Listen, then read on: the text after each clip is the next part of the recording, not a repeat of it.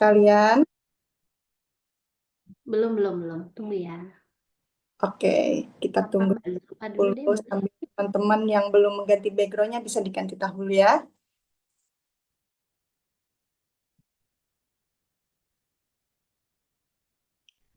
Bagaimana teman-teman PBI? Sudah siap?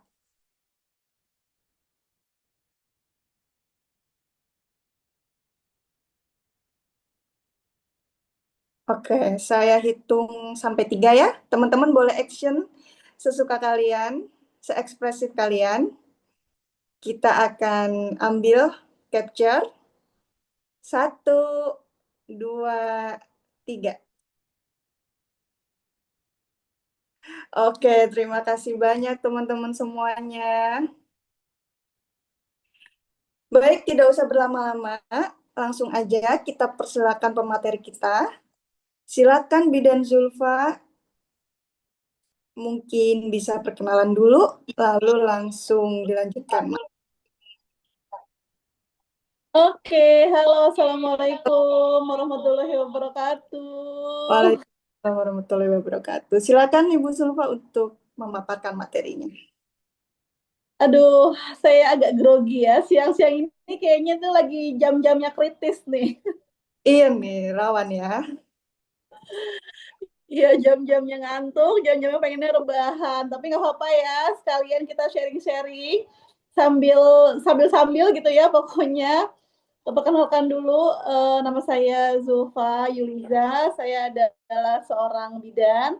Saya mempunyai PMB sejak tahun 2012 di daerah Jakarta Selatan, Kebayoran Lama, dan secara kebetulan menjadi konten creator juga. Jadi ya nyambi-nyambi lah seperti itu. Pembahasan kali ini sih kayaknya lebih ke arah sharing aja sih sebenarnya ya. Karena mungkin di sini banyak banget nih yang jauh lebih hebat, jauh lebih keren gitu ya dibandingkan saya. Tapi izinkan saya untuk sharing sedikit tentang seperti dengan judulnya gitu ya, tips menjadi bidan yang mengoptimalkan sosial media di era digital gitu ya. Kenapa sih menurut aku ini penting banget ya, penting banget. Nanti boleh ya sambil sambil ada sedikit sharing, sedikit materi, mungkin ada yang ingin bertanya nanti boleh langsung di kolom komentar. Kita akan bahas setelah kita sharing gitu. Boleh dong sayang, aku boleh dibantu untuk slide-nya karena kebetulan yang satu laptopku tuh mati, jadi nggak bisa buka Zoom, jadi aku pakai ini.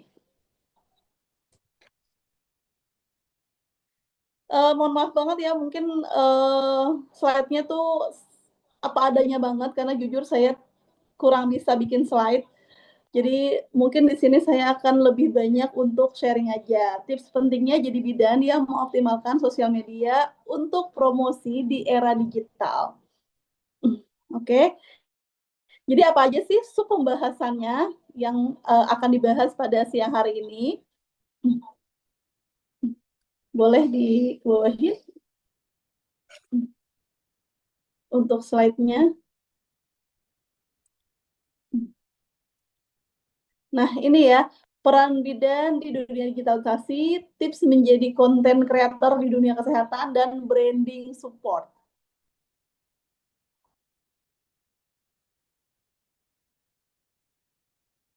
Ya, oke, kita akan bahas tentang peran bidan di era dunia digitalisasi. Pentingnya jadi bidan yang mengoptimalkan sosial media. Uh, Sekedar menginformasikan, saya tuh sebenarnya awal-awal ya dulu zaman-zamannya COVID, boleh di slide juga. Zaman-zamannya COVID itu kan semua orang tuh hampir mengalami yang namanya perubahan hidup, ya kan, perubahan hidup yang biasanya keluar kemana-mana akhirnya nggak bisa keluar kemana-mana gitu kan. Nah dari situlah banyak orang yang memanfaatkan sosial media termasuk TikTok, Instagram, YouTube dan lain-lain gitu. Saya pun sampai saat ini masih banyak belajar untuk mengoptimalkan sosial media. Um, awalnya memang banyak penolakan. Maksudnya kayak kok bidan pakai musik sih, kok bidan joget-joget sih gitu. Bukan karena joget-joget sih, tapi lebih karena kayak kita mengedukasi tapi kok sambil ada musiknya dan segala macam gitu ya. Kalau sekarang lebih enak. Sekarang kita udah lebih banyak yang mengedukasi lewat suara dan segala macam gitu ya dibandingkan dengan yang dulu gitu. Penolakan itu banyak banget, sempat down juga, sempat kayak udahlah nggak mau apa namanya tuh seru sih tapi kayak kok orang menganggapnya ini hal negatif gitu ya, menganggapnya ini hal negatif, menganggapnya nggak pantas, menganggapnya suatu hal yang tidak bisa dilakukan oleh seorang bidan atau tenaga kesehatan yang seharusnya memang saat itu lebih aware terhadap kesehatan kesehatan di dunia kita gitu karena satu lagi COVID ya, akhirnya lanjut aja gitu ya, lanjut aja. Pokoknya orang mau bilang apa, yang penting tujuanku adalah untuk mengedukasi gitu. Oke, slide dulu. Boleh slide ke atas sayang. Oh ya. Nah, ini kenapa sih kita harus melek digitalisasi? Semakin tahun itu data statistik pengguna sosial media itu akan meningkat. Coba deh lihat, tidak hanya yang di orang tuh tidak hanya menampilkan kesuksesan, menampilkan kekayaan, tapi juga banyak orang-orang yang di daerah pedalaman sambil bertani, sambil berjualan, mereka tuh menggunakan sosial media. Jadi sekitar 73,7% itu pengguna sosial media di seluruh Indonesia. Dan sekitar 69% itu seluruh dunia. Jadi memang hampir lebih dari 50% itu orang menggunakan sosial media. Entah itu Instagram, TikTok, YouTube, apapun itu, gitu. Lalu ujung-ujungnya apa sih? Kita harus melek digital. Ujung-ujungnya adalah cuan, ya nggak sih? Ujungnya adalah pendapatan yang kita dapat, gitu. Penghasilan kita dapat dari sosial media itu tidak terbatas. Kalau menurut saya, kenapa? Kita bisa mentakar nih, misalnya kayak saya pribadi, saya punya klinik PMB, gitu ya. Yang kita nggak tahu nih persalinan itu lagi banyak, lagi sedikit-sedikit gitu kan. Kita bisa mentakar, oh kalau misalnya nih sebulan persalinan sekitar ada 50 pasien misalnya. Oh berarti income yang saya dapat sekian, tapi bulan depan belum tentu saya bisa mendapatkan sekian, oke? Gitu. Sebenarnya yang di sosial media pun sama, tapi kita tidak terbatas, kita bisa mendapatkan penghasilan dari manapun. Misalnya kalau sekarang tuh udah enak banget, ada yang namanya afiliator, ada yang namanya endorsement, ya kan? Saya pribadi, saya bisa mendapatkan income itu tidak hanya dari endorsement, tapi juga dari afiliator. Barang-barang yang masuk ke saya, itu saya bisa mengiklankan. Tapi ingat ya, yang namanya endorsement, yang namanya afiliator, kita harus tahu ini produknya kira-kira boleh nggak? Ini kira-kira produknya aman nggak untuk ibu hamil dan menyusui atau sesuai nggak dengan pasarnya kita? Jangan sampai dengan menang FOMO doang, menang viral doang, tapi ternyata produknya tidak sesuai dengan klaimnya. Itu. Makanya saya banyak juga menolak berbagai macam brand kalau misalnya menurut saya tuh kayaknya ini enggak deh, kayaknya ini enggak banget deh buat saya. Kayaknya ini masih diragukan deh penelitiannya gitu ya. Contoh ya, kayak semprotan untuk MISV, itu kan sebenarnya masih perdebatan, ya kan? Walaupun sudah BPOM, saya belum menemukan jurnal ataupun penelitian yang benar-benar, oh ini boleh loh dipakai gitu. Kalau misalnya saya sudah menemukan jurnalnya, oke saya ambil. Jadi kita ambil berbagai macam iklan pun jangan asal ambil, tapi tetap harus direview dulu, gitu, ya. Dan ini juga sumber informasi yang luas. Jadi kenapa saya bilang sumber informasi luas? Saya banyak belajar dari DM yang masuk atau dari konten saya dan yang bertanya lewat komen, gitu. Akhirnya saya harus belajar hal baru, ya dong. Mungkin kayak sekarang nih, mungkin bisa dilihat konten saya sekarang lagi banyak ngebahas tentang si vaginal toilet ya, membersihkan bagian dalam vagina. Itu menjadi salah satu ikhtiar untuk melakukan promil gitu ya. Dan dari situ aja itu banyak banget pertanyaan masuk yang saya sendiri kadang-kadang, oh itu apa ya? Kok saya nggak pernah dengar ya? Ternyata ada yang bertanya nih. Karena dunia digital ini luas, akhirnya dia bisa ngelihat dong dari bisa bisa ngelihat atau bisa mencari ilmu dari Google dan segala macam, tapi memang tidak semua bisa dia ambil. Akhirnya dia bertanya. Dengan dia bertanya, kita mencari tahu. Oh, ternyata ini artinya seperti ini. Oke. Terus cari tahu ke orang yang lebih berpengalaman gitu. Pernah dengar ini nggak? Misalnya kalau kayak kolaborasi lah ya, kolaborasi dengan dokter kandungan, "Dok, pernah dengar ini nggak?" "Oh, pernah." "Boleh nggak Dok sharing ke saya?" Akhirnya apa? Akhirnya kita belajar, ya kan? Jadi informasi yang kita tidak hanya memberikan informasi, tapi juga kita bisa mendapatkan informasi dari orang yang bertanya, dari orang yang memberikan pernyataan dan segala macam, gitu. Dan jangkauannya pun luas, tidak terbatas. Saya mendapatkan klien persalinan, saya itu offline ya kebanyakan offline. Mungkin kalau misalnya yang online ini lebih enak nih, maksudnya kayak buka yoga online atau apalah gitu ya, secara online itu mungkin lebih luas lagi. Saya pribadi, saya tuh offline, saya tuh kebanyakan offline karena mereka datang ke klinik. Tapi saya bisa mendapatkan klien-klien itu tidak hanya di daerah saya aja, tapi menyebar. Bahkan ada yang dari Bekasi, ada yang dari Cikarang, saya tinggal di Jaksel ya kebetulan ya. Dari Cikarang, bahkan kemarin ada yang dari Pekalongan datang ke klinik gitu ya, cuman untuk konsultasi dan melakukan irigasi vagina gitu. Dari mana itu? Dari sosial media. Dari satu konten saya yang tidak sengaja saya upload, ternyata FYP viral, akhirnya mereka banyak masuk tuh ke DM, banyak minta saran, banyak pengen konsultasi, akhirnya ujung-ujungnya apa? Yaudah deh Bu Bit, aku datang aja ke klinik gitu.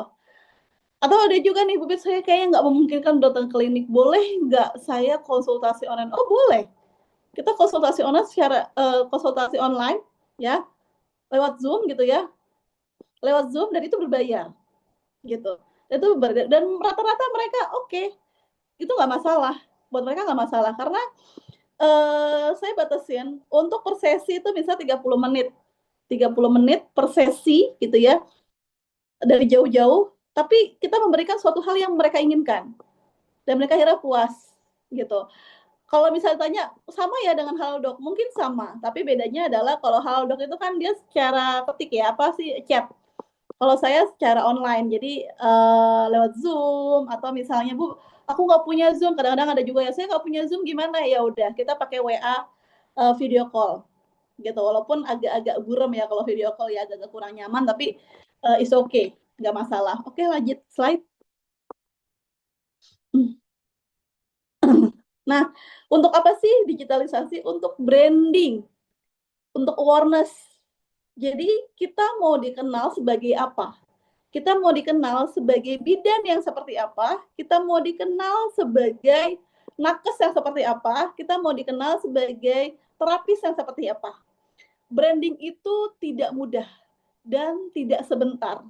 Ngebangun branding itu adalah suatu hal yang kalau menurut saya agak PR ya, tapi kalau kita udah nge-branding diri kita itu gampang masuknya. Gampang masuk maksudnya gini loh. Orang akan mudah trust terhadap kita gitu ya. Tapi kita juga jangan jadi bermuka dua. Kenapa saya bilang jangan bermuka dua? Kadang-kadang gini, kok di online orangnya enak ya, di edukasinya kok kayaknya enak ya, tapi kok pas ketemu kayak gini ya gitu. Jadi kita ngebangun branding sesuai dengan image-nya kita, gitu ya. Mereka yang datang ke klinikku tuh jujur ya, klinikku tuh kecil, apa ya, minim lah, fasilitasnya tuh masih yang sederhana banget dan kebetulan emang lagi renovasi klinik juga, gitu. Saya tidak bisa memberikan fasilitas yang baik, Tapi mereka datang ke klinik itu mereka nyaman, mereka konsultasi tidak diperlakukan seperti pasien, tapi mereka akan menemukan oh ternyata pas ketemu langsung jauh lebih enak ya dibandingkan aslinya gitu. Oh ternyata sama ya dengan yang di sosial media yang diomongin. Oh ternyata malah lebih enakan ketemu langsung ya gitu. Jangan sampai ada image yang kok ketemu langsung jadi gini ya, kok jadi malah nggak asik sih, kok jawabannya malah sedikit-sedikit. Nah, akhirnya branding yang sudah kita bangun itu runtuh lagi gitu. Jadi kalau misalnya kemana-mana nih kita ketemu gitu ya, udah kita perlakukan mereka seperti ya udah teman aja, seperti biasa gitu loh. Nah, sosial media ini seperti pedang bermata dua. Kita bisa mendapatkan suatu hal yang baik jika emang kita mau ambil yang baiknya, tapi itu bisa menjadi bumerang buat diri kita kalau memang kita tidak memanfaatkan dengan baik. Contohnya, tidak sedikit sosial media itu dijadikan ajang sebuah peperangan apa ya, sebuah julid-julid gitu ya, saling menjelekkan satu sama lain gitu. Atau bisa juga sosial media itu menjadi suatu hal yang orang itu kenal sama kita. Ya, jadi bisa berujung baik atau bisa menjadi bumerang. Saya pun pernah menjadi bukan korban sih, tapi lebih ke arah orang mengenal saya di sosial media itu bidan yang kurang baik waktu itu. Jadi jadi TikTok saya itu ke-ban 2 kali. Yang pertama adalah udah 1.000 follower, yang kedua itu udah 90 follower, pokoknya 90.000 follower, pokoknya udah banyak banget ke-ban. Gimana sih rasanya? Ya sedih pastinya. Cuman dari situ kita belajar. Oh, kenapa kemarin konten-kontenku kok banyak yang hujatan ya? Banyak orang yang nggak suka ya. Karena apa? Karena saya tidak riset dulu. Saya tidak evaluasi, dan akhirnya konten-konten saya yang tadinya nggak naik itu naik semua gitu. Dan saya bersyukur juga ke-ban gitu. Akhirnya kita ngebangun lagi. Nah ini TikTok aku yang baru nih kurang lebih setahunan lah ya. Itu baru ngebangun lagi gitu. Nah ini mencapai target yang luas, tidak terbatas. Terkadang saya nih misalnya lagi ke jalan-jalan gitu, lagi ke Bandung gitu kan, bikin status dong, itu pasti ada yang nyamperin. Misalnya kayak, "Bubit lagi di Bandung ya?" "Iya, nginep di mana?" "Di hotel ini." "Bubit nanti malam bisa nggak, ada waktu nggak untuk ketemu?" "Oh, boleh." Untuk apa? Untuk sharing. Mereka sharing, mereka datang ke tempat nginep saya di hotel dan segala macam gitu ya. Karena apa? Karena udah kebangun branding-nya. Karena mereka pengen ketemu hanya untuk sekedar ngobrol, untuk sekedar, "Boleh nggak saya," bahkan ada satu klien saya, dia tuh kebetulan jauh dan dia tidak bisa datang ke Jakarta, dia tuh adanya di daerah, mana sih kemarin tuh ya, Lampung sonoan lagi, aduh aku lupa namanya apa ya. Itu dia sampai bilang, "Bubit, saya bayarin tiket pesawatnya ya," gitu. "Bubit datang ke sini, saya jamu dan segala macam, tapi saya ingin ngobrol banyak sama Bubit."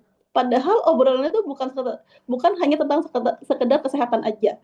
Jadi saya bilang kenapa kita bisa mencapai target yang luas. Jadi saya yang memang kebanyakan offline, mempunyai klinik offline ya, jarang yang keluar gitu loh. Saya keluar tapi punya tim. Tapi banyak juga yang pengennya ketemu sama saya gitu ya. Sampai bela-belain untuk beliin tiket pesawat untuk saya pribadi kita datang ke sana.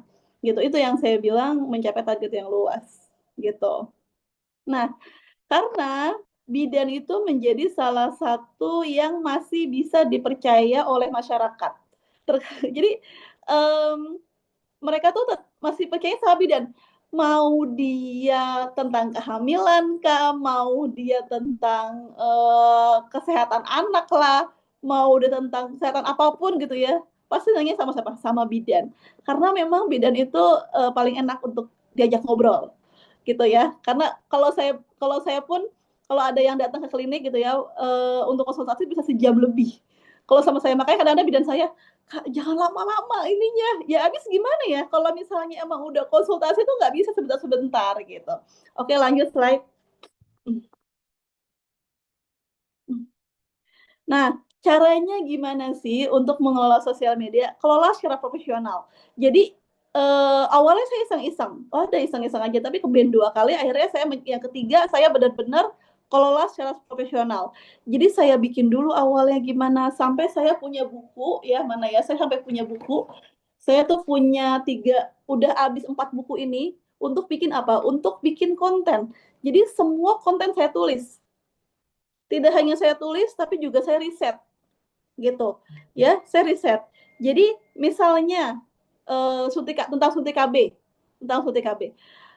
kita yang udah biasa megang itu kan udah tahu ya suntik KB itu apa sih, efeknya apa sih ke depannya gitu. Tapi banyak hal-hal baru yang kita harus pelajari lagi gitu. Jadi kayak misalnya yang buka home care gitu ya, tentang pijit bayi gitu ya, pasti ada kendala-kendala atau ilmu-ilmu baru yang harus kita riset ulang lagi. Makanya saya sampai langganan jurnal ya di handphone, langganan jurnal di handphone untuk apa? Untuk mengupdate ilmu yang saya dapat. Oh ternyata ada loh, ternyata efek KB. Ternyata sekarang ada ya KB 3 bulan yang seperti 1 bulan. Ternyata ada yang bikin efeknya apa sih? Kayak gimana sih gitu. Ya. Terus kita harus menganalisa target market. Marketnya kita apa nih? Marketnya kita hanya ibu hamil dan menyusui kah? Atau tadi kita adalah anak-anak kah? Atau apa gitu? Atau usia berapa? Kalau dulu ya, ada yang namanya keluarga berencana. 2 anak cukup. Tapi sekarang adalah berencana. Jadi tidak semua orang yang menikah pengen langsung hamil. Ada juga yang dia menikah ya menikah aja, mau hamil ya belakangan aja, nantilah 3 tahun lagi, 4 tahun lagi, 5 tahun lagi gitu. Itu yang aku bilang namanya berencana. Bahkan banyak sekarang pemuda-pemuda ya yang baru-baru nikah itu, saya kayak cukup 1 anak aja deh, saya udah nggak punya anak lagi. Nah, artinya apa? Angka persalinan itu makin lama akan makin berkurang, ya kan? Dan artinya pula kita harus mencari tahu, kita harus menganalisis kira-kira apa lagi nih setelah ini. Kita harus mencapai target yang seperti apa nih, gitu. Nah, lalu gunakan fitur yang disediakan oleh platform. Jadi gunakanlah yang sudah ada, ya TikTok, ya Instagram, ya Facebook, ya YouTube gitu. Dari 4 platform yang saya tekunin itu semuanya adalah targetnya berbeda-beda, marketnya berbeda-beda. TikTok belum tentu mereka punya Instagram dan Instagram belum tentu punya TikTok. Gitu. Begitupun dengan Facebook. Sekarang banyak Facebook yang udah mulai ditinggalkan tapi mulai ada lagi, mulai muncul lagi karena adanya Facebook Pro. Mungkin udah pernah tahu ya, emak-emak Facebook Pro katanya ya. Gitu. Jujur itu enak juga. Tapi mungkin banyak banget orang-orang yang asal bikin konten, yang penting upload aja dulu gitu. Padahal nggak gitu konsepnya. Dan pasarku di Facebook itu juga juga berbeda banget. Jadi yang aku analisis, orang-orang yang ada di Facebook itu pendidikannya agak kurang. Jadi pertanyaannya pun pertanyaan yang dasar banget, bahkan banyak banget mitos-mitos yang beredar itu dari Facebook gitu. Jadi inilah yang harus kita menganalisa. Jadi kalau misalnya aku menjawab pertanyaan DM dari Instagram dan dari Facebook itu juga berbeda. Biasanya kalau dari Facebook tuh aku kata-katanya sederhana sekali. Karena memang mereka pemahamannya agak kurang gitu ya. Yang marketnya saya. Tapi kalau soal pembelian gitu ya, Facebook itu lebih keren. Kenapa? Aku bilang karena mungkin mereka karena dari luar kali ya, ada dari Kalimantan, dari mana gitu. Jadi kalau misalnya Bibit ini di tempat Bibit harganya berapa? Sekian. Oh ya udah aku langsung transfer ya gitu. Jadi mereka udah males lah nyari-nyari di Shopee lah atau apa gitu. Jadi pengennya langsung. Gitu, berbeda dengan yang di Instagram ataupun di TikTok. Karena mereka udah punya, biasanya udah ada link Shopee-nya ya, jadi langsung ke Shopee. Kalau di TikTok udah ada link keranjang kuning, langsung ke keranjang kuning, kayak gitu. Gitu sih. Oke, lanjut slide.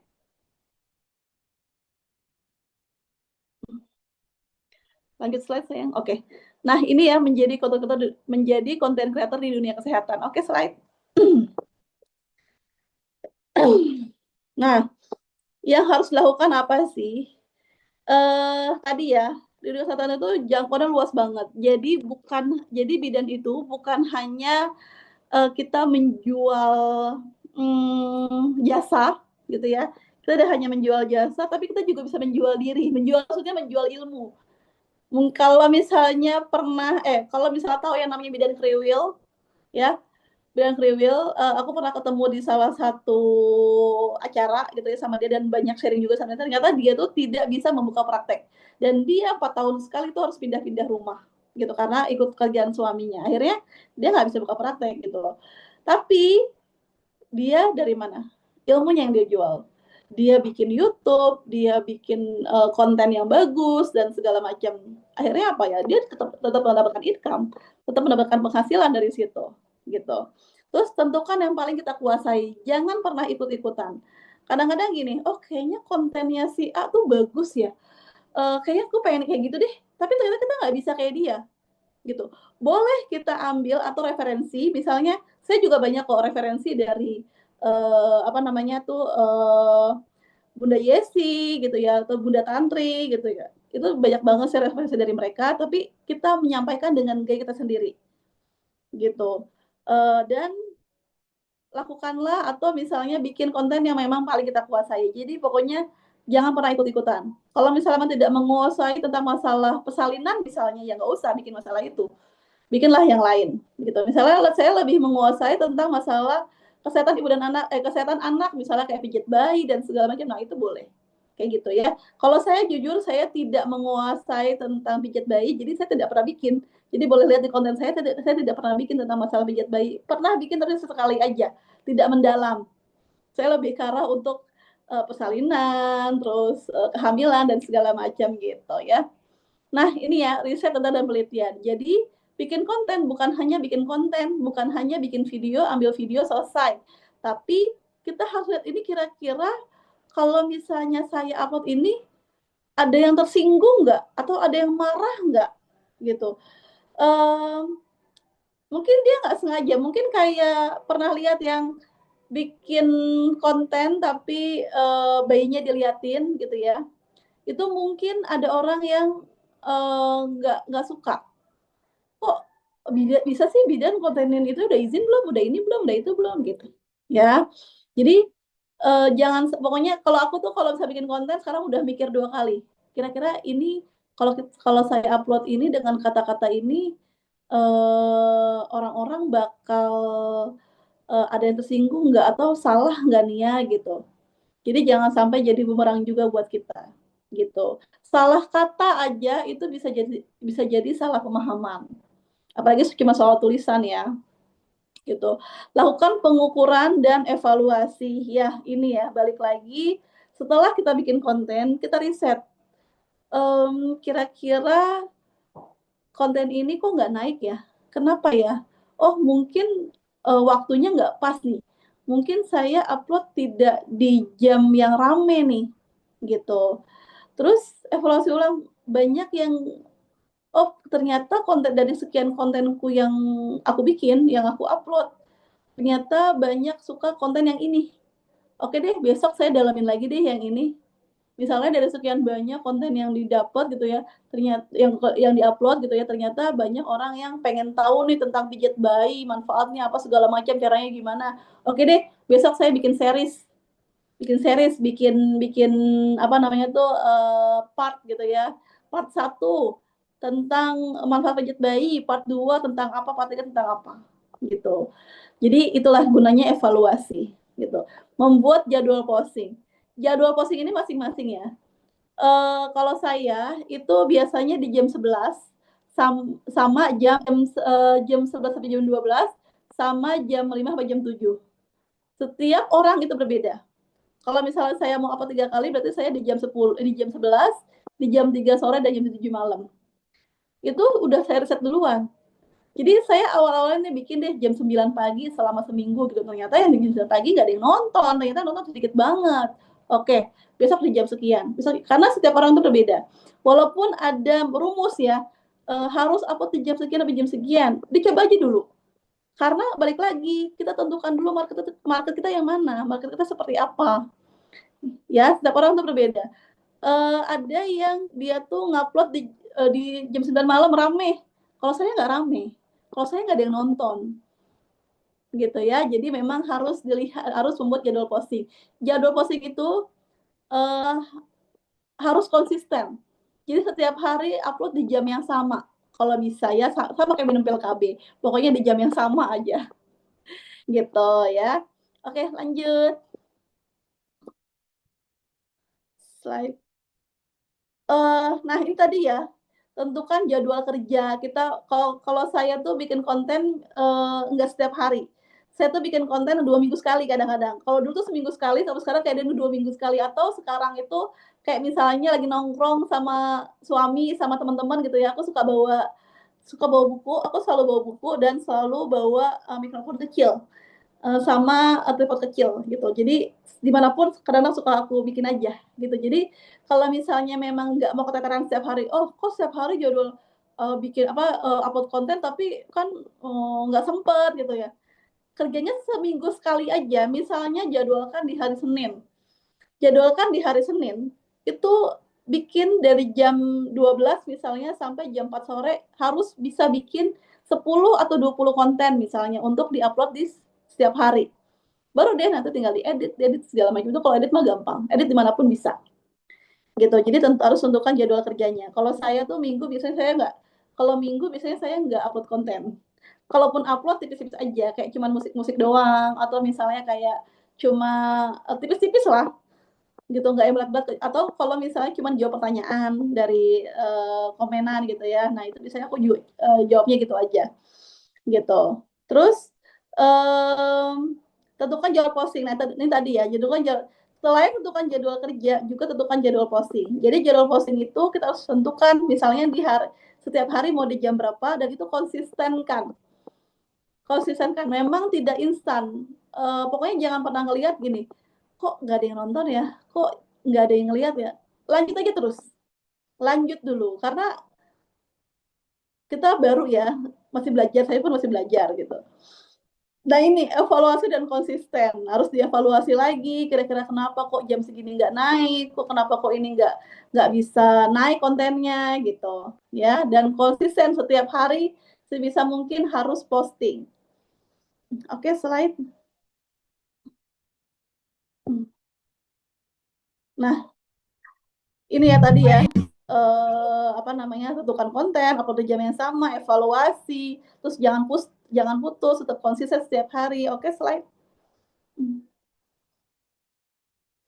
Nanti kalau misalnya udah konsisten, enak deh. Kita udah punya jadwal kerja sendiri. Udah kayak punya jadwal shifting aja, punya jadwal shift gitu. Oke, lanjut slide.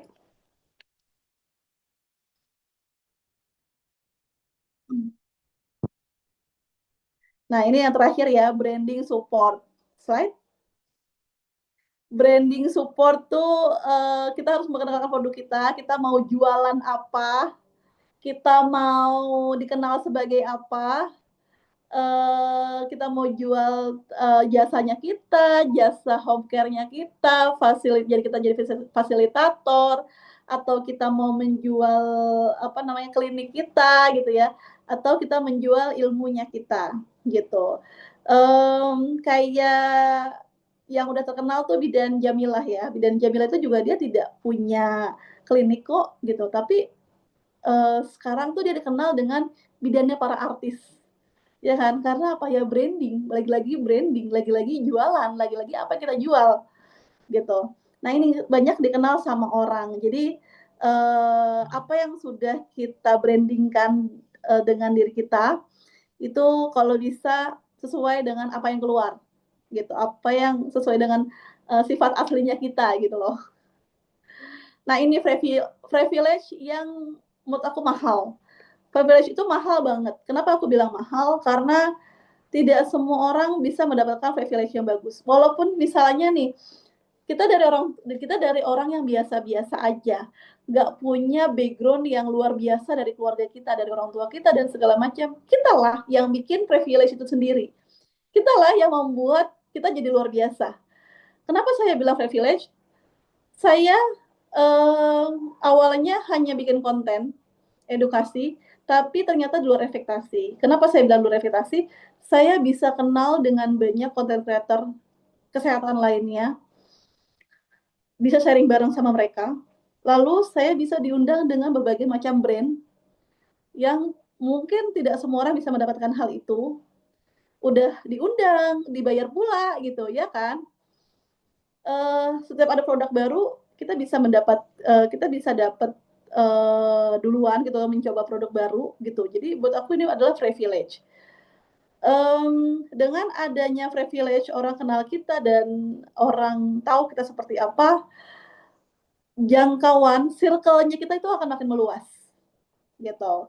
Nah ini direkomendasikan orang lain. Jadi orang banyak rekomendasiin, oh datang aja tuh ke Bidan Zulfa, enak kok orangnya, konsultasi aja tuh ke dia, ke Bidan A misalnya, dia enak kok untuk konsultasi, pijat bayi aja tuh sama si Bidan B gitu ya, dia enak kok untuk pijat bayinya, atau komunikatif juga dan segala macam gitu. Jadi kadang-kadang rekomendasi ini bukan hanya dari mulut ke mulut ya, tapi bisa juga dari Google Review ya, Google Review atau dari komen-komen orang yang kenal kita.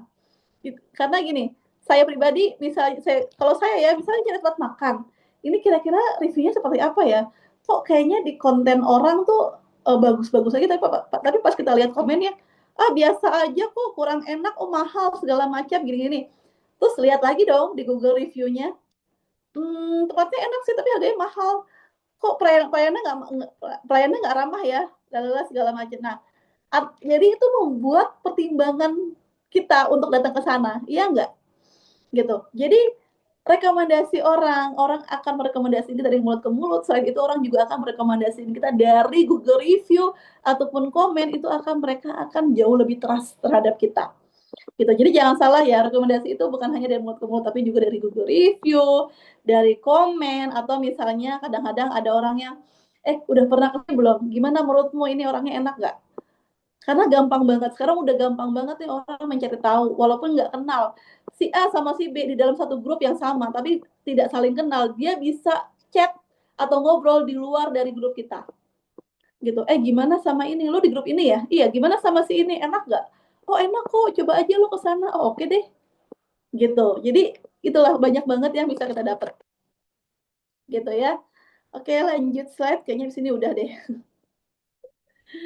Nah, ini sebagian kecil, bukan masuk flexing, tapi ini adalah sebagian kecil yang aku dapatkan dari FB Pro ya. FB Pro itu kalau menurut aku iseng-iseng berhadiah. Kenapa saya bilang iseng-iseng berhadiah? Satu konten saya bisa mengupload di 4 platform. YouTube, Facebook, Instagram, dan TikTok gitu. Ternyata nih aku udah dapat penghasilan dari Facebook itu kurang lebih dari tahun 2021 ya. 2021 yang tadinya 3 bulan sekali atau 2 bulan sekali gitu ya. Sekarang ya alhamdulillah sebulan sekali, jadi kayak gajian. Lumayan kan gitu. Jadi ada hasilnya lah gitu dari satu platform. Jadi kalau misalnya dari YouTube beda lagi, kalau YouTube aku belum sih. Belum banyak. Kalau dari TikTok ya lumayan, dari Instagram juga lumayan gitu. Ya mungkin ini aja yang bisa saya sharingkan. Mungkin banyak yang ingin sharing lagi atau sedikit bertanya, boleh kita akan buka sesi pertanyaan gitu ya. Dari saya terima kasih, mohon maaf jika ada kesalahan dan ada salah-salah kata, kita sharing di setelah ini. Assalamualaikum. Salam, terima kasih banyak atas pemaparan materinya Bidan Zulfa. Banyak sekali ilmu yang di-share oleh Bidan Zulfa. Setelah ini mungkin teman-teman mulai giat nih bikin konten-konten, bakal jadi afiliator dan influencer kesehatan nih. Tapi juga tetap cross-check ulang informasi yang akan di-share ya. Izin Bidan Sulfa, untuk sesi selanjutnya adalah sesi tanya jawab.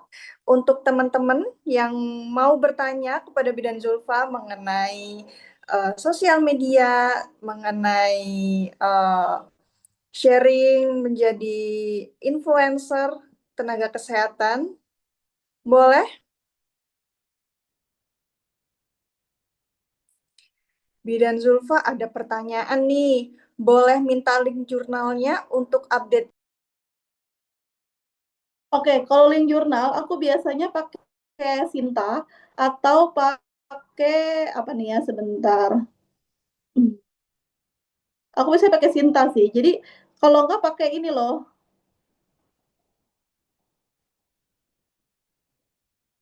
Apa satu lagi sih? Tapi kebanyakan aku pakai Sinta ya. Nanti coba aja cari di Sinta itu biasanya aku pakai itu.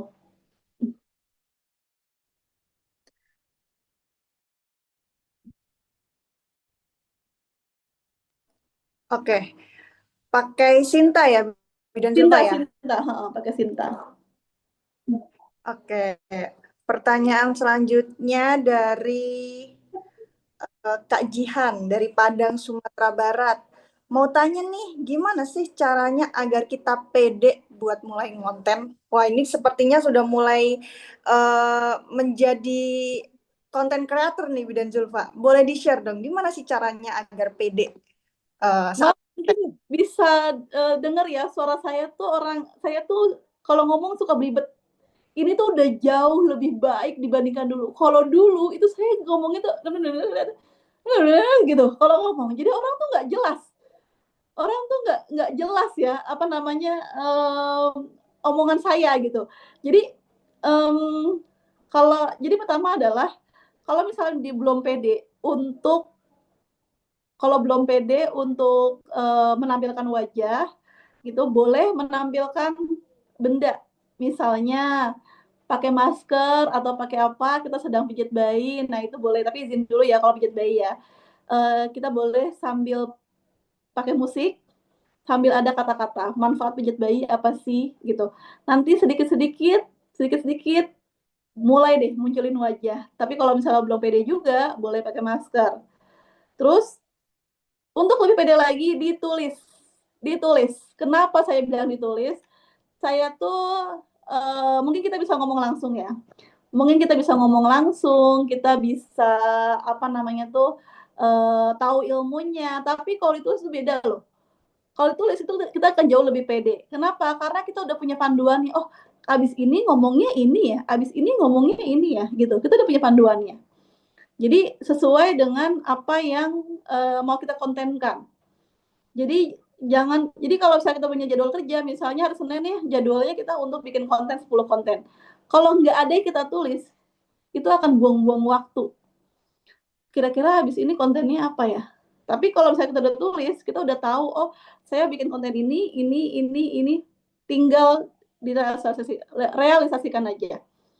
Ya, terus boleh apa namanya? Boleh review, bukan review sih, melihat konten-konten orang lain sebagai bahan acuan kita, sebagai bahan rekomendasi kita. Oh, kayaknya kontennya Bidan A bagus deh. Saya coba tiru, tapi dengan gaya kita sendiri. Itu boleh banget. Tapi jangan, jadi saya pernah pembelajaran, jadi ada satu konten kreator Bidan, namanya Bidan Sahabat Ibu, kalau nggak salah ya, Bidan Sahabat Ibu dari Bandung. Saya pun kenalnya dari sosial media juga gitu ya. Akhirnya kita tukeran nomor WA, ngobrol bareng. Jadi ada satu konten creator yang itu tuh ngikutin dia banget. Sampai plek ketiplek bahasanya tuh bahasa dia. Eh apa namanya isinya tuh isi kontennya dia gitu ya. Sampai koma-komanya pun ikutin dia gitu. Kita boleh rekomendasi, kita boleh jadikan dia sebagai rekomendasi konten kita, tapi jangan plek ketiplek misalnya mengatasi mual muntah pada ibu hamil gitu ya semuanya sama lah ya tahu lah ya isinya apa tapi kita sampaikan dengan gaya kita sendiri gitu gitu ya oke lanjut Oke, terima kasih. Itu tadi jawaban dari pertanyaan Kak Jihan dari Padang. Oke, pertanyaan kedua nih ya dari Kak Ana Gersik ya. Halo Kak, saya bidan pemula main di sosmed. Apa perlu main di semua sosmed Kak? Maksudnya jalan di FB, IG, TikTok. Dan menurut Kakak haruskah konten menunjukkan muka? Saya tipe bidan ngomong belibet juga kurang pede menunjukkan, menampilkan wajah. Tapi Kak Bidan Zulfa ini asik dari cara ngomongnya, tidak terlalu formal, bisa membuat orang baru lebih nyaman. Nah, ini masih terkait tentang bagaimana caranya pede untuk memulai konten ya Bidan Zulfa ya. Ya, Boleh silakan. tadi ya. Jadi kalau kita harus bikin satu konten itu upload di 4 platform. Jadi kita nggak, jadi berbarengan nih barengnya itu berbarengan uploadnya. Satu upload di semuanya upload di jam yang sama. Jadi kita bisa lihat, oh yang ini naik, yang ini nggak naik, oh yang di sebelah sini nggak naik nih, tapi yang sebelah sini naik gitu. Jadi apapun yang apa namanya, apapun yang mana yang naik itu nggak masalah gitu. Karena balik lagi ya, pasarnya kita berbeda. Pasarnya di Facebook, YouTube, Instagram, TikTok itu pasarnya berbeda-beda gitu. Terus tidak harus menampilkan wajah. Misalnya kalau misalnya pengen edukasi tentang IUD, ya udah tunjukin aja IUD-nya gitu. Jadi sebetulnya tidak harus menampilkan wajah ya. Cuma kalau saya tuh karena udah kepedean kali ya, jadi ya udah kita tampilkan wajah. Dan saya memang tipe orang yang ngomongnya itu belibet. Ini udah jauh lebih baik karena tarik lagi evaluasi, kita harus tahu dulu, oh kita evaluasi ternyata banyak orang yang Bubit kok ngomongnya cepet banget ya, Bubit kok ngomongnya nggak jelas ya gitu. Jadi kita mulai menata sedikit-sedikit, nanti lama-lama udah terbiasa kok. Oke, pertanyaan ketiga nih ada dari Kak Maulida. Bidan Zulfa, share tips bagaimana pengalaman memulai konten edukasinya dan bagaimana agar konten tersebut bisa menghasilkan pendapatan untuk kita. Terima kasih. Terima kasih Kak Maulida. Silakan Oke. Bidan Zulfa. Ini juga saya lagi banyak belajar juga ya tentang gimana caranya supaya konten yang saya keluarkan tuh menghasilkan gitu ya. Tidak hanya tidak hanya buat kita doang, tapi paling nggak adalah uang jajan buat kita gitu ya kan. Uang jajan buat kita. Jadi kalau misalnya untuk pemula, tadi saya bilang cari yang memang paling kita kuasai. Cari yang paling kita kuasai. Karena dengan yang kita kuasai, itu kita akan lebih luas untuk ngobrolnya, untuk bikin kontennya. Kalau misalnya kita nggak bisa kuasai, itu biasanya kita akan nyari referensi lain, terus akhirnya apa? Akhirnya malah jadi misinformasi. Cari yang paling kita kuasai, lalu yang kedua adalah konsisten di jam yang sama. Nanti setelah itu, biasanya kita sedikit-sedikit menampilkan brand. Walaupun gini, tapi kan nggak ada yang endorse aku, it's okay, nggak apa-apa. Itu sebagai portfolio kita. Tapi bukan jualan banget ya. Misalnya kita lagi ngomongin masalah vitamin hamil misalnya gitu ya. Apa sih vitamin hamil yang bagus untuk ibu hamil? Ibu hamil tuh harusnya begini, makan sehat, olahraga, ini itu, dan jangan lupa ya Ma, minum vitamin. Nah nih, Bubit mau rekomendasiin vitamin ini, kenapa? Lalala segala macam. Jadi itu bisa menjadi portofolio kita untuk dilirik sama brand. Dulu pun aku kayak gitu. Nggak ada nih yang endorse gitu ya, sama sekali nggak ada. Nggak ada juga nih yang mau diiklankan apa ya, tapi kan kita punya sesuatu di klinik. Ambil aja itu. Gitu. Jadi orang, oh ternyata Bidan Zulfa udah pernah kerjasama ya sama brand ini, padahal belum. Tapi itu balik lagi, itu sebagai portofolio kita. Terus coba deh pelajari tentang afiliator juga. Untuk yang Facebook itu gampang banget. Untuk Facebook jadiin Facebook Pro aja. Kalau dibahas di sini kayaknya panjang ya. Jadi kalau Facebook tuh ada Facebook Pro namanya, dirimu tinggal upload aja. Nanti kalau udah banyak yang lihat itu akan masuk sendiri pemasukan buat kita. Gitu. Kalau saya ya lumayan sih, sebulan tuh kayak 3 juta, 5 juta gitu. Lumayan lah uang jajan ya kan. Itu cuma upload konten doang. Nggak jualan, nggak apa-apa, tapi kalau bisa sebisa mungkin kita interaksi. Aku jujur ya, di Facebook tuh aku jarang interaksi, tapi aku selalu balas DM gitu. Sebisa mungkin kita interaksi supaya apa? Supaya konten kita naik. Dengan konten kita naik itu akan diiklankan sendiri. Jadi di Facebook itu ada namanya iklan, mungkin kayak YouTube ya. Kayak YouTube, nah itu akan jadi penghasilan kita. Gitu. Jadi kalau misalnya di Facebook nggak usah diapain, tinggal upload aja. Tapi kalau misalnya di Instagram dan juga di TikTok itu biasanya kita bikin suatu hal yang bisa dilirik sama brand. Jadi saat ada yang masuk brand kita ngeliat gitu ya, itu dia akan apa namanya mencoba menghubungi kita gitu. Makanya tadi saya bilang dari awal itu harus dikelola dengan secara profesional. Gini, tapi followersku baru 1000-an, nggak apa-apa. Kemarin aku ketemu sama temanku ya, dia tuh baru belajar juga dari content creator, tapi dia sudah satu frame sama saya, diundang sama salah satu brand. Dan dia bilang ini adalah brand pertama kalinya dia yang ngundang dia, dan dia happy banget. Padahal followersnya dia itu baru 1.400. Jadi jangan insecure gitu ya. Lanjutkan saja, bikin saja, lalu upload di semua platform. Di jam yang sama, setelah itu evaluasi. Gitu. Oke, itu tadi 3 pertanyaan yang menarik untuk dijawab, dan ini ada beberapa pertanyaan yang mungkin saya gabung saja ya, Bidan Zulfa ya.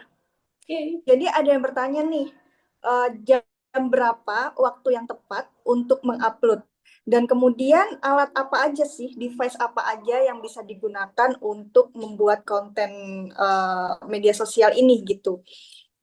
Jadi apa namanya? Mungkin seperti lighting ya, mikrofon biasanya yang digunakan. Seperti apa, Bentar. Bidan? Aku mau ngambil sebentar ya. Aku mau ngambil ya sesuatu hal yang sering aku bawa kemana-mana. Nah, ini mau di-spill nih, apa aja nih yang Bidan Zulfa yang bisa pakai untuk bikin konten. Jadi emang aku tuh selalu bawa tas kecil ya kemana-mana ya. Kan ribet ya, namanya mama tuh pokoknya harus bawa tasnya nggak usah gede-gede gitu kan. Bawa tasnya kecil, jadi aku pakainya ini sebentar. Aku mau spill sedikit.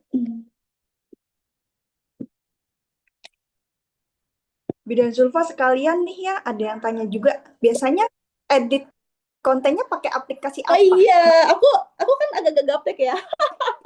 Itu tadi Iya, pertanyaan yang bisa saya jadi jawab kalau ya. tuh ya agak gaptek kayak aku, gak usah yang terlalu profesional banget lah ya.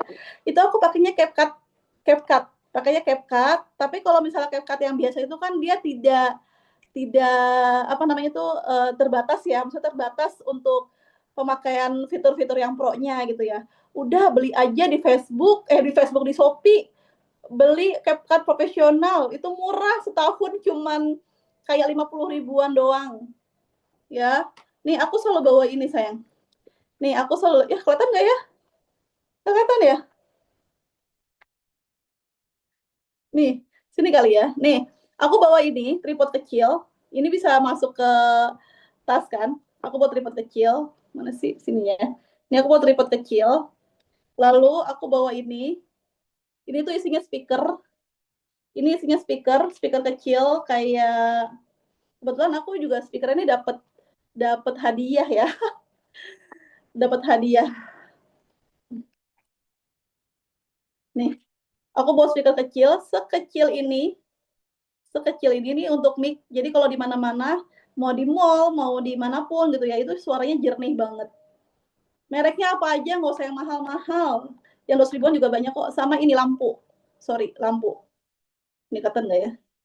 Nah, sama ini lampu. Jadi memang aku selalu bawa ini. Pokoknya ini aja. Ini masuk ke tas kecil kok semuanya. Nah, ini masuk ke tas kecil semuanya nih. Tuh, ini masuk ke tas kecil semuanya. Udah, ini aja aku bawa. Aku nggak bawa macam-macam lagi. Terus kalau udah biasa ngedit ya, biasanya sih pakai HP. Aku pakai HP kebetulan, pakai HP iPhone. Nah, iPhone ini juga aku beli dulu, aku pakai handphone Android yang kalau misalnya yang cahayanya tuh terang gelap sendiri. Ya nggak? Ini handphone aku juga hasil konten pertama aku. Beli beli beli handphone iPhone tuh hasil konten pertama aku. Jadi ya udah aku ini. Jadi kalau bisa dapat duit dari konten itu kalau bisa jangan dihambur-hamburkan dulu, tapi sebisa mungkin simpen dulu buat alat kita untuk konten gitu. Jadi misalnya kita butuhnya apa nih? Butuhnya kayaknya handphone yang proper deh. Ya udah beli dulu.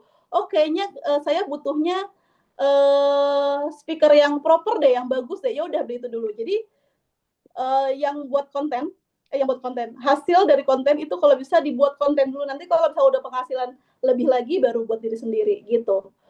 Kalau saya sih tipsnya kayak gitu ya. Terus pakainya untuk ngedit CapCut Pro itu gampang banget ngeditnya buat mama gaptek kayak aku juga oke gitu ya. Aku ngedit tadinya tuh aku YouTube tuh ada yang ngedit juga sebenarnya, cuman karena ada satu dan lain hal akhirnya ngedit sendiri. Dan kalau udah ngedit sendiri tuh kalau udah biasa cepet kok. Nanti belinya untuk yang pro belinya di Shopee aja, murah. Sebulan kayak cuma 12.000 atau 20.000 gitu. Beli aja di Shopee. Tuh, ya, nggak usah mahal-mahal karena kalau langsung pro-nya di situ di CapCut-nya dengan akun kita sendiri itu mahal banget. Sebulan tuh kayak setahun tuh kayak sejuta berapa gitu. Aduh, sayang duitnya, mendingan beli aja di Shopee ya. So far aku udah pakai setahun lebih beli dari Shopee, aman-aman aja.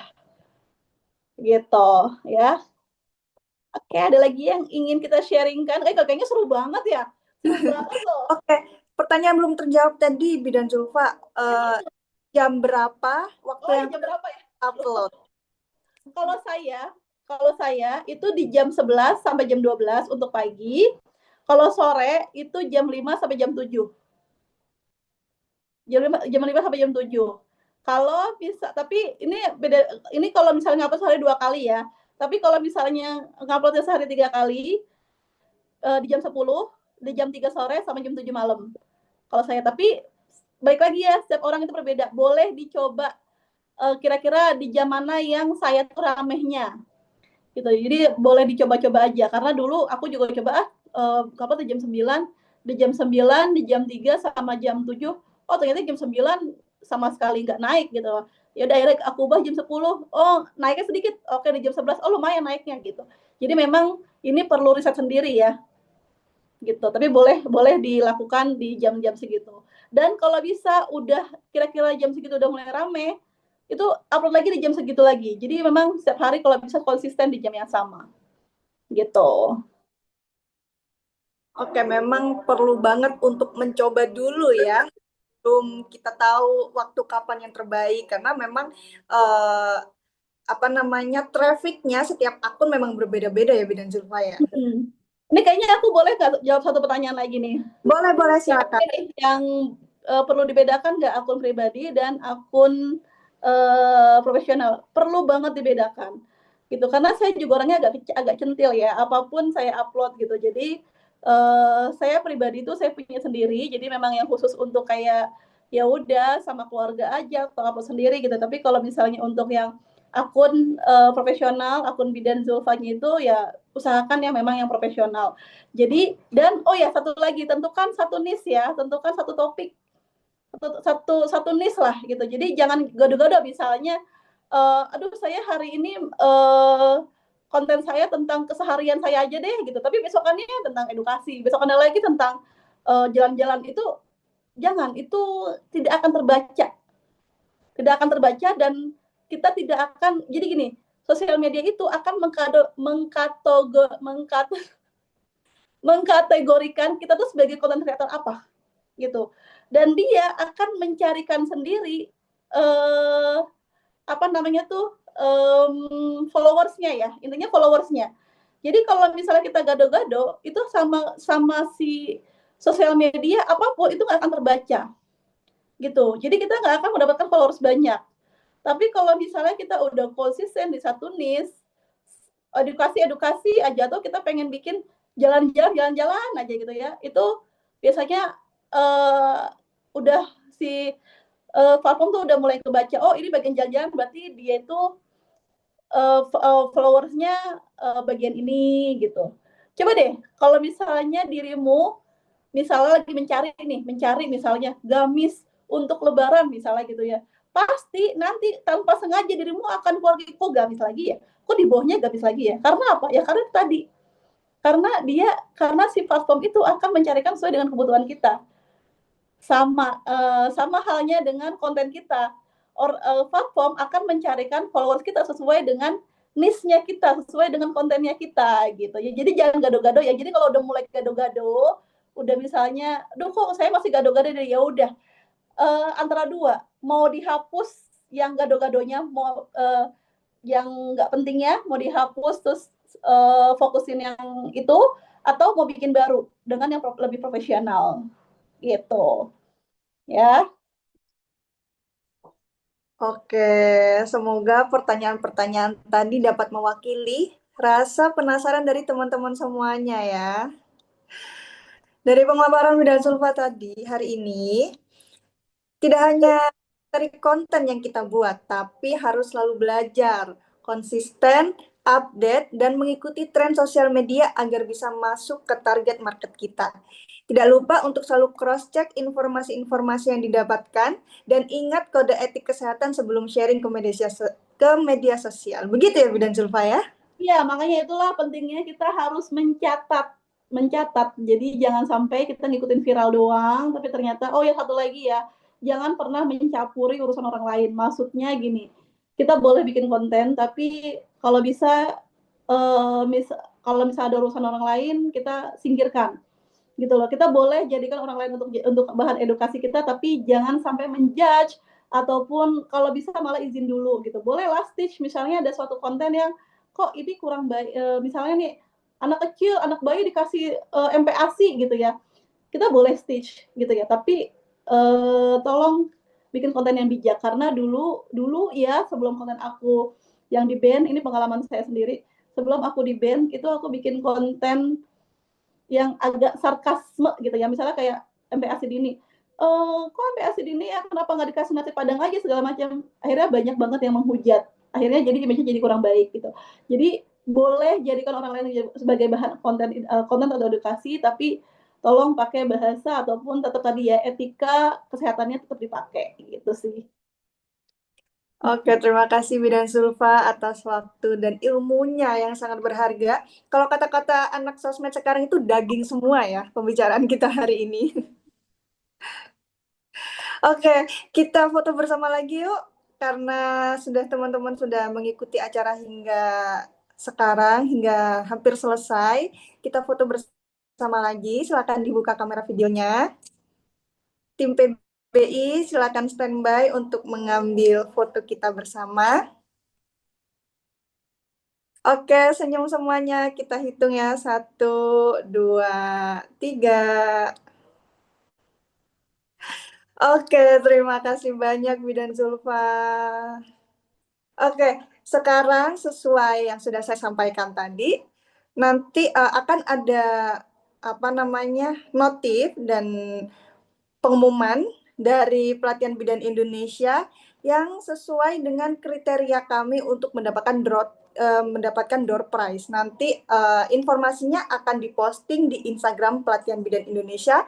So, buat teman-teman yang tadi terlalu fokus untuk memaparkan materinya, fokus mendengarkan materi dari tadi, mungkin belum sempat story-story, silakan bikin story dahulu, bikin reels, dan tag Pelatihan Bidan Indonesia, dan jangan lupa untuk follow dan subscribe YouTube kami di Pelatihan Bidan Indonesia, karena nanti akan dipilih oleh tim Pelatihan Bidan Indonesia mendapatkan door prize yang akan diumumkan di akun Instagram Pelatihan Bidan Indonesia. Oke, terima kasih banyak atas waktunya. Terima kasih Bidan Zulfa atas ilmunya. Terima kasih kepada tim Pelatihan Bidan Indonesia yang telah menyelenggarakan acara ini secara free. Dan terima kasih atas kehadiran teman-teman semuanya. Semoga bermanfaat dan mulai membuka mata kita untuk bisa menjadi bidan dan tenaga kesehatan sukses dengan memanfaatkan sosial media. Mohon maaf jika ada kekurangan. Terima kasih dan selamat menunaikan ibadah puasa bagi yang menjalankan. Selamat sore. Wassalamualaikum warahmatullahi wabarakatuh. Waalaikumsalam Ada, warahmatullahi wabarakatuh. terima kasih. Terima kasih Bidan Zulfa.